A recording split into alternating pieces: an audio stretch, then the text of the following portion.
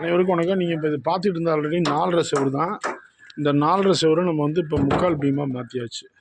நீங்கள் ஆல்ரெடி பார்த்தீங்க. இந்த செவரை உடச்சி இப்போ கட்டியாச்சு. இது கொஞ்சம் சில விஷயம்லாம் சரி பண்ணணும்னு சூப்பராகிடும். இப்போ 4.5 செவராக இருந்துச்சு.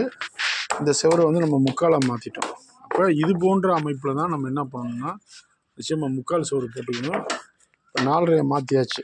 இதுதான் உண்மை. இப்போ இதுவும் 3/4 செவராக போட்டாச்சு. 3/4னா இது ஒரு கல், படுக்கு கல். இந்த கல் 3/4. இதே திருப்பி போட்டால் 4.5 மாறிடும். இப்போ 4.5 இல்லை, இது ஒரு 3/4 போட்டாச்சு. இது வந்து பழைய கட்டடம்.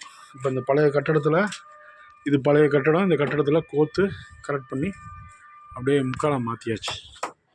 அப்போ நம்ம எல்லாத்துக்கும் 3/4 செவரு போட்டால் தான் நம்ம ஃபுல்லாக பேரிங் கிடைக்கும். பில்டிங்கோட அமைப்பு உட்கார வைக்க முடியும். 4.5 செவரு போடுற இடத்துல 4.5 செவரு போடலாம்.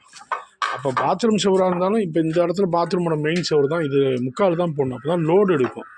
நம்ம வெயிட்டு பில்டிங்கோட மேல் லோடு எடுக்குன்னா 4.5 அமைக்கக்கூடாது. நிச்சயமாக ஒரு சில இடங்களில் 3/4 அமைச்ச சிறப்பு. இப்போ இந்த செவரு இருக்குது, பாத்ரூம் செவரு இருக்குது அப்படின்னாலும் இந்த செவரு நம்ம என்ன பண்ணுறோன்னா 3/4 தான் போடணும். கட்டிடக்கலையில் மிகப்பெரிய விஷயம் தான். இப்போ இதில் போய் 4.5 போடுறது அப்படிங்கிற விஷயம் இல்லாமல் 3/4 மாற்றிக்கணும். அப்போ 3/4 தான் அந்த செவரு 3/4. அப்போ 3/4 தான் அமைச்சிக்கிறது சிறப்பான விஷயம்.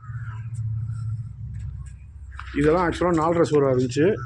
இந்த செவரை நம்ம கட்டடத்தை உடச்சி நம்ம இப்போ மாற்றி 3/4 கொண்டு வந்துட்டோம். இப்போ இங்கே ஒரு பிஞ்சு இருக்குது அப்படின்னா இதே மாதிரி அங்கேயும் பிஞ்சு இருக்குது. இது மாதிரி தான் அமைக்கணும் நேராக. நன்றி, வணக்கம். சர்வம் கிருஷ்ணார்ப்பணம். ஜெய் ஸ்ரீராம்.